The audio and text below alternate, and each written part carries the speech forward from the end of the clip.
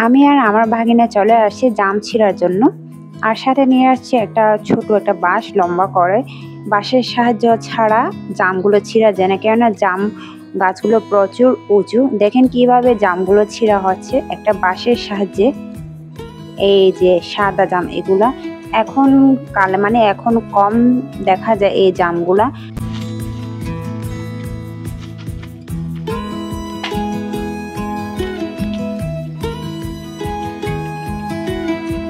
এই সময় এই জামগুলো ধরে থাকে আর কি, অনেক মিষ্টি, সাদা সাদা। এগুলো প্রথমে মানে কাঁচার সময় তো সবুজ হয়ে থাকে, এখন হচ্ছে পেকে গেছে, সে কারণে সাদা। এই যে অনেকগুলা জাম পাওয়া গেছে, অনেকগুলা।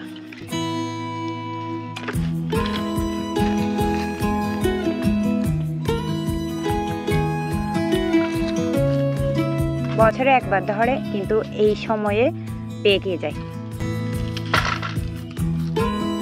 জাম গাছ অনেক বড়, আর সেখানে আরো অনেক অনেক জাম ধরেছে। তার আর লোভ সামলাতে পারতেছে না, নিচের থেকে আরো উপরে উঠে যাচ্ছে অনেকগুলো জাম ছিঁড়ার জন্য। অনেক বড় বড় পাকা পাকা জামগুলো সবগুলো উপরে, মানে উঁচু ঢালের উপর।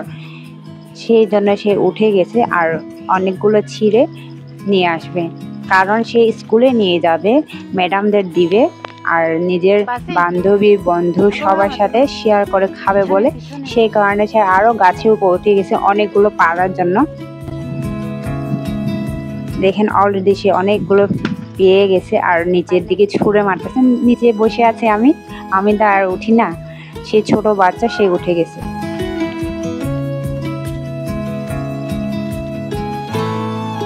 ভাগিনা দেখাচ্ছে যে একটা বড় একটা জাম পেয়েছে, আর আমাকে বলতেছে খাবে নাকি। আমি তো নিচে মানুষ ভাই, ও না দিলে তো আমি আর খেতে পারি না। তাই ও আবার স্কুলে নিয়ে যাবে সকাল হলে, সেই কারণে ছিঁড়া হচ্ছে মেনলি।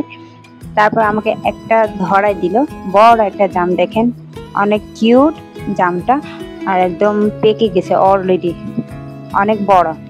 আর এখন বিকালবেলা, সূর্য প্রায় ডুবে যাচ্ছে, এরকম অনেক অনেক সুন্দর লাগছে আর কি। এই মানে পরিবেশে এই সময়টাতে অনেক ভালো লাগে। ওদের বেলায় যেরকম হচ্ছে আর কি, আমাদের বেলায় এরকম ছিল। আমাদের যখন আম ধরতো, জাম ধরতো, নানান ধরনের কিছু ফলমূল ধরতো, আর স্কুলে নিয়ে গিয়ে শেয়ার করে খেয়ে নিতাম।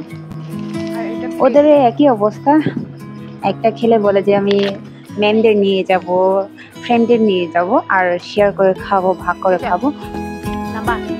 ছোট একটা বালতি নিয়ে আসলো, পুরো ফুল বালতি ছিঁড়ার ইচ্ছা ছিল তার, কিন্তু ছিঁড়া হয় না। আমি ওকে মজা করে বলেছিলাম যে পলিথিনে না দিয়ে ছোট একটা বালতি, বেশি বড় না, এই বালতিটা নিয়ে যাও বালতি করে, আর সবাইকে বিলিয়ে দাও, অনেক ভালো লাগবে তোমার, কেননা সবাই পেয়ে যাবে, কেউ বাদ পড়বে না। আর সেই জন্য সে অনেক লজ্জায় পেয়ে যায়। এই সময় বাচ্চাদের মন খুব সহজ সরল হয়ে থাকে, আর ওর একটা চিন্তা শুধু মাথায় ঘুরে থাকে, কখন সকাল হবে আর কখন স্কুলে যেতে পারবো। ও কোনোদিন স্কুল ফাঁকে দেয় না। এখন তো বলতে গেলে বৃষ্টিকাল, বৃষ্টি প্রচুর পড়ে। যখন মেঘলা হবে তখন ওর মন খারাপ হয়ে যায়, তখন বলে যে আমি তো স্কুলে আর যেতে পারবো না মনে হয়, এরকম ওর অবস্থা। এলাম ও এগুলা সকালে স্কুলে নিয়ে যাবে, সব বন্ধু বান্ধবীর সাথে মিলে খাবে শেয়ার করে। আমি বুঝি তো, তোমারে দেখে আমি বুঝে গেছি। আর এই হচ্ছে আমাদের লিচু গাছে লিচুর অবস্থা। এই বছরে একদম কম ধরেছে, আর এই গাছে সর্বশেষে খাওয়া যায়, মানে সব গাছে পেকে গেছে আর খাওয়া শেষ হয়ে গেছে অলরেডি সবার। তারপরে আমাদের গাছে পাকে, তবে অনেক মিষ্টি, অনেক বয়স হয়েছে এই লিচু গাছে। আমার দাদিরা যখন ছিল তখন এটা লাগানো হয়েছে। দেখেন দূর থেকে কতটা বড় লাগছে লিচু গাছটা, একদম লিচু একদম নেই বলে কথা, মানে দেখাই যায় না।